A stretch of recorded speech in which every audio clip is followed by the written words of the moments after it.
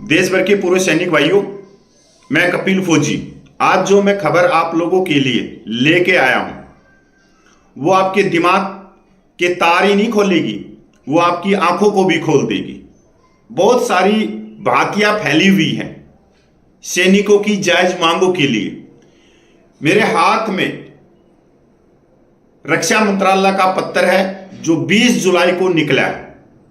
बहुत बड़ी खबर है। अगर आप पूरा वीडियो नहीं देखोगे तो आपको समझ में नहीं आएगा कि पिछले सालों में पूर्व सैनिकों की पेंशन में किस तरह से हानि हुई है, अनेकों विसंगतियां की गई हैं और पेंशन में जो विसंगतियां हुई हैं उनके कारण एक असमानता हो गई और यहां पर सीधे सीधे अधिकारों पर एक हमला किया गया जो जायज अधिकार संविधान के दायरे में बनते हैं। सैनिक भाइयों, आप सब भाइयों को मालूम है कि 20 फरवरी से जंतर मंतर के ऊपर जवानों की जायज मांगों के लिए आंदोलन चल रहा है। और जायज मांगे कौन सी है? 1 रैंक 1 पेंशन, जो कोश्यारी कमेटी कहती है कि कम उम्र में रिटायरमेंट आने वाले सैनिकों को मिलनी चाहिए। डिसेबिलिटी पेंशन, मिलिट्री सर्विस पे, सेवन पे कमीशन का गुणा फैक्टर 2.81, सैनिक विधवा पेंशन, जेसीओ रैंक की विसंगतियां, प्रीमेच्योर रिटायरमेंट, उसके अलावा जो पे पेंशन में चाहे वो रिजर्व पेंशनर हो उनकी बात हो या CSD ECHH में रोजगार की बात हो, वो आप लोगों ने 20 फरवरी से जंतर मंतर पे जो आंदोलन चल रहा है जहां से एक जागरूकता पूरे देश में गई है, देश भर के पूर्व सैनिकों के पास में गई कि उनके जायज हक क्या बनते थे। इस चीज को आप नकार नहीं सकते कि हम इतने सालों से जो लगे हुए थे उसकी जागरूकता अभी गई। इसी के दौरान आप लोगों ने माननीय कलेक्टर के मार्फत, माननीय सांसदों के मार्फत, माननीय तहसीलदारों के मार्फत हजारों मांग पत्र पूरे देश से माननीय राष्ट्रपति, माननीय प्रधानमंत्री, माननीय रक्षा मंत्री के पास भेजे। उसी चीज को रक्षा मंत्रालय ने गंभीरता से लेते हुए उसका एक कॉमन जवाब बना दिया। सैनिक भाइयों, इसके अंदर भी आप देखोगे आगे इस वीडियो में मैं बहुत चीजें आपके आंखें खुल जाएंगी कि हमारे सैनिक भाई किस तरह से हमारे पैर खींच रहे। हम कब के बर्तन से बाहर निकल जाते। एक कहावत है ना कि केकड़ा कब से बर्तन से बाहर निकल जाता अगर दूसरे केकड़े उसका पैर ना खींचते। यहां पर हमारे सैनिक भाई अपने जवानों की जायज मांगों का गला घोट रहे हैं और जो जवान 20 फरवरी से जंतर मंतर के ऊपर इतनी गर्मी के अंदर वहां तप रहे हैं, बीमार हो रहे हैं, और किसके लिए? 28 लाख पूर्व सैनिकों के लिए उन्हीं के पैर खींचे जा रहे हैं। इस लेटर के माध्यम से बताऊंगा मैं आप लोगों को। यह लेटर आप लोगों के पास पूछा है नहीं पूछा है, 20 जुलाई को निकला है। ये ministry of defence, department of ex serviceman welfare, D pension policy, सेना भवन नई दिल्ली, और यह कॉपी किया गया है AG/PS 5 DPA navy, DAV air headquarter, GT CGD D pension grievance. Subject issue raised by the ex-servicemen association. This department has been the receiving several representation from ex-servicemen and their association related of the pensionary and other matter in respect of armed force personnel. कि जो देश भर की संस्थाओं ने या देश भर के पूर्व सैनिकों ने व्यक्तिगत जो पत्र अपनी पे पेंशन की विसंगतियों के ऊपर भेजा है उसी के ऊपर यह लेटर है। इसके अंदर इन्होंने 13 पॉइंट कवर किए। सबसे पहले जो भाई कहते हैं कि फिटमेंट फैक्टर नहीं है, ये तो ऐसे ही बोलते रहते हैं, ऐसे ही बोलते रहते हैं। इन्होंने fitment factor for JCO only 2.57 and for officer it is 2.81 इसको भी साफ कर दिया। इसमें बिल्कुल लिखा है इन्होंने पे लेवल के हिसाब से फैक्टर दिए गए, ये बात मान ली इन्होंने इसके अंदर। दूसरा, benefit of ORP not applicable for premature retire who got premature 1/7/2014। यहां पर यह honourable supreme court order date 16/3/2022 को भी इसमें मेंशन कर रही। और मैं पहले दिन से आप लोगों को बोलता आया हूं कि जो माननीय सुप्रीम कोर्ट ने जो लेटर था जो 7/11/2015 का वन रैंक वन पेंशन का, उसके ऊपर स्टैम्प मार दिया। कोश्यारी कमेटी ने कहा था कि कम सर्विस वाले कम उम्र में जो रिटायरमेंट आते उन जवानों को वन रैंक वन पेंशन का फायदा दिया जाए। यहां पर बड़े ही दिमाग से इस लेटर को माननीय सुप्रीम कोर्ट में ले जाया गया और रिटायर्ड ऑफिसर ने हमारे ही जवान भाइयों को भी इसके अंदर पार्टी बनाया। आप जब वन रैंक वन पेंशन का जो ऑर्डर आया, आप उसको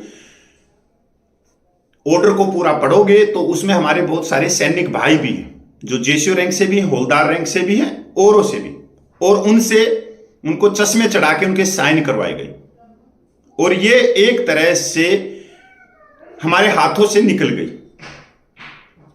equal military service pay should be fix for JCO as well as officer. इसके अंदर भी 6 पे कमीशन लगा लोगों के, इसको भी नकार दिया ऊपर वाला को भी। जो पहला पॉइंट है फैक्टर वाला, दूसरा बेनिफिट ओआरपी, उसको भी नकार दिया।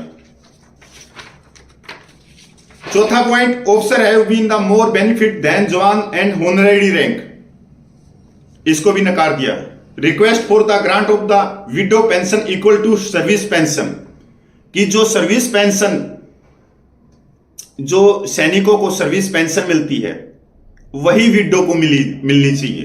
पर ऐसा होता है कि 7 साल तो उसको स्पेशल देते हैं, 67 साल तक देते हैं, उसके बाद में उसकी 30% कर दी जाती है। ये मांग जीनियस मांग है और ये मांग आप लोगों की है, मैं इसमें भी बताऊंगा। Demand for the grating equal disability pension, ये भी आप लोगों की मांग है, जिसको सबका सैनिक संघर्ष कमेटी पिछले 14 सालों से लड़ रही है। ये सारी मांगे उन्हीं की हैं।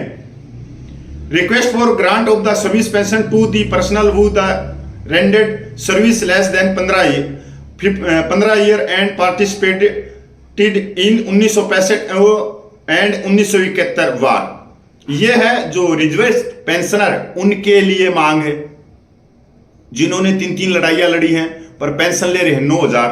तो इसके अंदर 8 नंबर पॉइंट में उन्होंने लिखा है जो पेंशन पॉलिसी है कि उस पेंशन पॉलिसी से 2/3 उनको मिलना चाहिए। ये थोड़ी ही बात यहां पे ये लिख रहे हैं कि हो सकता है मंजूर हो जाए क्योंकि वन जुडिशियल कमेटी की भी सिफारिश थी कि इनकी पेंशन बढ़ाई जाए और इनको सर्विस पेंशन दी जाए जिस रैंक से है।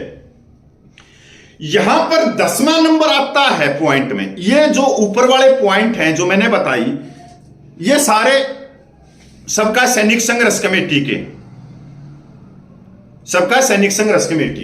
मैं आप लोगों को सिर्फ 2022 और 2023 के आप लोगों को मांग पत्र दिखा रहा हूं।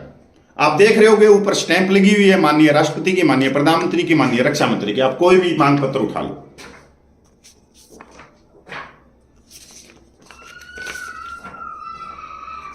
सब पे स्टैंप है। ये आप देखते हो स्टैंप बिल्कुल लगी हुई है, इन पे हर एक पे स्टैंप लगी हुई है। यहां पर कुछ सांसदों को मैंने दिए थे लेटर पिछले साल कि आप हमारी इस आवाज को माननीय लोकसभा और राज्यसभा में उठाओ। तो ये अलग अलग है, कोई केरला से सांसद है, कोई राजस्थान से है, कोई गुजरात से है, कोई उत्तर प्रदेश से है। तो मैं ये आप देखोगे उनसे रिसीव। ये मेरे हिसाब से 2022-22 के मांग पत्र है सारे के सारे आप लोगों की जीनियस मांग के लिए। ये बातें अगले पॉइंट पे 10 नंबर का इसमें पॉइंट आता है, डिमांड फॉर 75% ऑफ लास्ट पे राउंड। ये मांग तो हमने कभी रखी ही नहीं और ये जवानों ने भी नहीं रखी। 75% का पॉइंट सरकार ने क्यों डाला, क्या किसको जवाब दे रही है? और ये पॉइंट किसने रखा 75% का, कुछ समझे? जबकि सबको मालूम है कि ये जो है ये पॉइंट, इसके अंदर कोई लॉजिक है ही नहीं।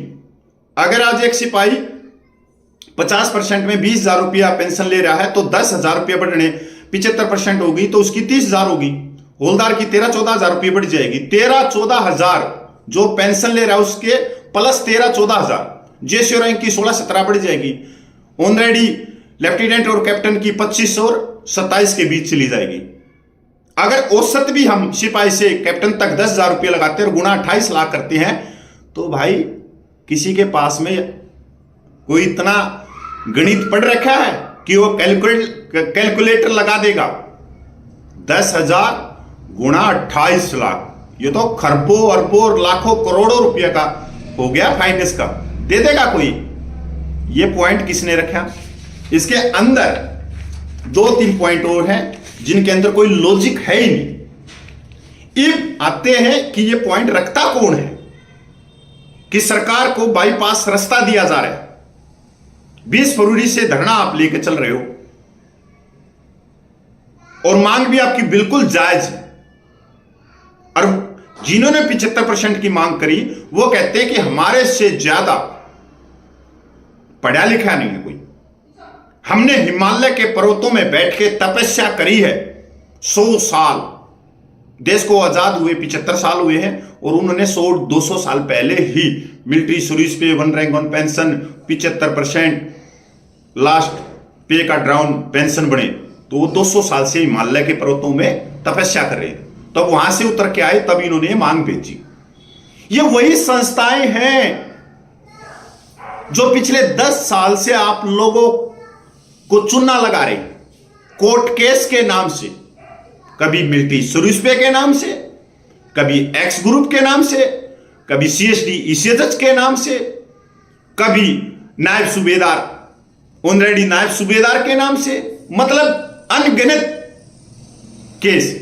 और इनके एक वर्ल्ड रिकॉर्ड भी है कि डिसमिस इन्होंने सारे केस करवाए। ये 75% की मांग उन्हीं के मांग पत्र में है। मेरे पास में मांग पत्र है उनका, पर हमारे मांग पत्र में तो 75% नहीं है। इसका मतलब है कहीं ना कहीं हमारे अंदर ही बैठ के और हमारे पैरों को खींचने की कोशिश की जा रही है। आप जब इतने पढ़े लिखे हो, आप लीगल हेड बोलते हो बगैर LLB के, तो क्या आपको इतना नहीं मालूम कि क्या जायज मांगे हैं, क्या नाजायज मांगे हैं? आप किसके ऊपर जवानों को गुमराह करके अपनी दुकानदारी चलाते रहोगे, ताजिंदगी चलाते रहोगे? अब वो जवान नहीं रहे भोले भाले। अब मेरा भी वादा है कि मैं वो सारी चीजें पूछाऊंगा जवानों के पास में जो पिछले 10 सालों में उनकी जवानों की जायज मांगे क्या थी, और सबूतों के आधार पर ही पूछाऊंगा।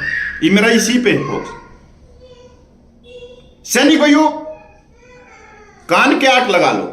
कोई भी आपको कोर्ट केस के नाम से 1 रुपया मांगे, उसको रुपया मत दो यार। कोई कहता है कि मैं 2 लाख आदमी दिल्ली में दिखा देंगे, सरकार को झुका देंगे।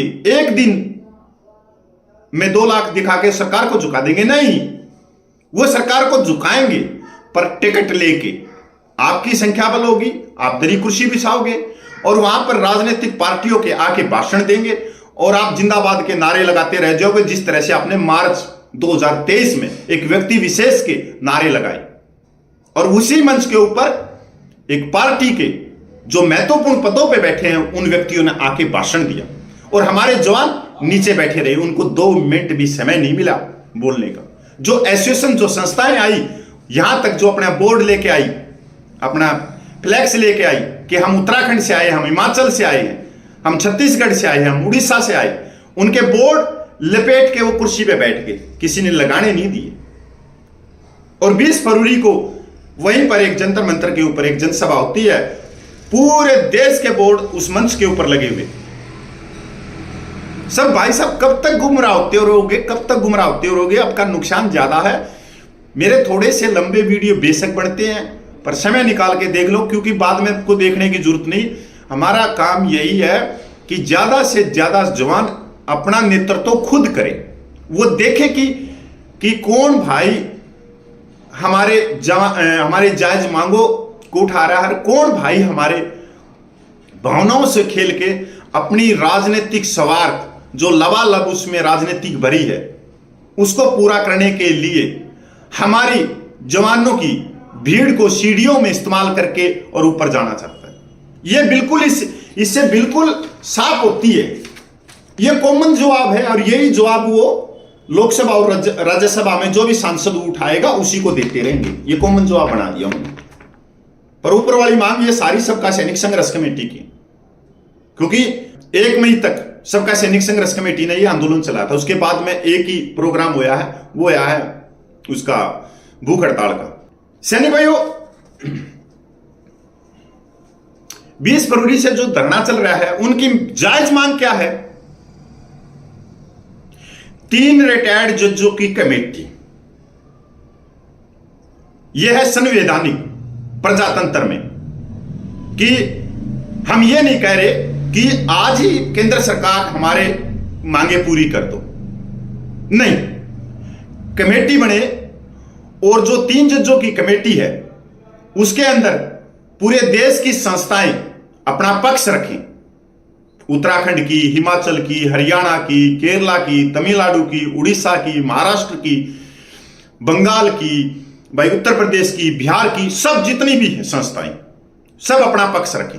उसमें यह नहीं है कि कपिल फौजी पक्ष रखे, फेडरेशन ही पक्ष रखे, सूबेदार अर्जुन सिंह राठौड़ी पक्ष रखे, या जनरल सेक्रेटरी नलिन तलवार पक्ष रखे, या सबका सैनिक संघर्ष कमेटी पंजाब अपना पक्ष रखे। नहीं, सभी अपना पक्ष रखें। जिसके पास में जितने ज्ञान है, जो कहते हैं कि हमारे को मांग पत्र बनाने नहीं आते, तो ठीक है, कोई बात नहीं। हमारे को मांगे नहीं पता कि जवानों की असली मांगे क्या है, हमारे को नहीं मालूम, आपको तो मालूम है, आपको तो मांग पत्र बनाने आते, तो आप भी तो उसमें अपना पक्ष रख सकते हो। हमने पूरे देश के लिए तो मांगी है वो। उसके बाद में अगर रिटायर्ड ऑफिसर है वो भी अपना पक्ष रखना चाहते हैं, वो भी रखो कि जो जवानों की जो मांगे हैं वो गलत है, वो नाजायज है, ऐसा नहीं है, वो भी अपना पक्ष रखो। और जो 3 रिटायर्ड जजों की जो कमेटी है वो कोई भी फैसला भावनात्मक ना करे, हमारे पूर्व सैनिक जवान जिसों पे दया ना दिखाएं, दूध का दूध करे, पानी का पानी करे। अगर हमारी मांगे जायज हैं तो जायज कहे, अगर नाजायज है तो नाजायज कहे। एक चीज तो यह हो गया जो 20 फरवरी से धरना चल रहा है। उसके बाद में कुछ गोदी संस्थाएं कहूंगा मन को, क्योंकि उनकी राजनीतिक हुल्लारे मार रही है। वो जवान जेसीओ भाइयों को सीढ़ी बना के और राजनीति में सेट होना चाहते हैं, क्योंकि वो खुद अपने मुंह से कहते हैं 10 साल से वो इसी चीज में लगे रहते हैं। अब वो उनके पास में कोई एम नहीं कि भाई चलो, आप लोगों ने बहुत सारी भीड़ दिखा दी जंतर मंतर पे, 5 लाख सैनिक दिखा दिया। मांग क्या है? मांग क्या है? ये मांग है, ये तो हम लिख लिख के दे रहे हैं। मिलिट्री सर्विस पे, disability pension, 1 rank on pension, premature retirement, सैनिक विधवा पेंशन, ये तो कागज पे तो कोई भी लिख के दे रहा है, लिखने से हो गई। मांग क्या से? सैनिक भाइयों, पिछले 8-10 साल से चूना लगाया जा रहा है। एक तो उड़ीसा में, उड़ीसा राज्य में मिलिट्री सर्विस पे के ऊपर, एक हमारे पूरे भारत में किस चीज पे? कोर्ट केस के नाम से। कोर्ट केस हम करते हैं तो वो केस कहां जाता है? माननीय जज के पास में। उसके लिए हमने लाखों रुपया खर्च कर दिया, लाखों रुपया। अब क्या करते हैं कि भाई मैं उदाहरण दूं, कपिल फौजी ने कहा कि भाई मैं मिलिट्री सर्विस पे का केस लड़ूंगा, मेरे अकाउंट में 5-5 हजार रुपया दो। अभी भाई 2-4 हजार पूरे सैनिकों ने दे दिया 28 लाख में से, तो मेरे हिसाब से 2-4 तो ज्यादा नहीं है, कम से कम 20-30 हजार तो फौजी दे ही देंगे। ये करोड़ों रुपये का हो गया। और मैं किसी वकील को सिर्फ दूंगा 3 लाख रुपये या 5 लाख रुपये, और चेक दूंगा उसको 10 लाख रुपये का, कि सर देखो मैं 10 लाख का चेक दे रहा हूं, 5 लाख आपने रखने, 5 लाख मैंने रखने। हम जा कहां रहे हैं इन चीजों को लेके? कोर्ट के अंदर। और जो 20 फरवरी से जो धरना चल रहा है वो भी रिटायर्ड जजों की कमेटी मांग रहा है, और जो जवानों से पैसा इकट्ठा करके कोर्ट के नाम से अपनी जेब भर रहे हैं वो भी कहां जा रहे हैं? माननीय जजों के पास में। तो रास्ता कौन सा अच्छा है? जो लोकतांत्रिक प्रजातंत्र में कि कमेटी की रिपोर्ट मंजूर हो, कैबिनेट में कमेटी रिपोर्ट करे और कमेटी की रिपोर्ट को आप कहीं भी लेके भी जा सकते हो, बाद में भी माननीय कोर्ट में लेके जा सकते हो। तो इन चीजों को देखना पड़ेगा। ये लेटर आप लोगों के पास में पूछ गया है, आप इनको देखो और आप खुद देखो और किसका साथ देना है, क्योंकि अभी नहीं तो कभी नहीं। और जो आपको सबसे बड़ी बात है कि आपकी मांगे जायज, जो आपको लगता हो कि ये भाई ये संस्था हमारे 28 लाख पूर्व सैनिकों के लिए हुकार भरती है, जायज मांगों को लेकर चल रही है और संघर्ष कर रही है, तो उसका साथ दीजिए, चाहे उसमें कोई भी हो।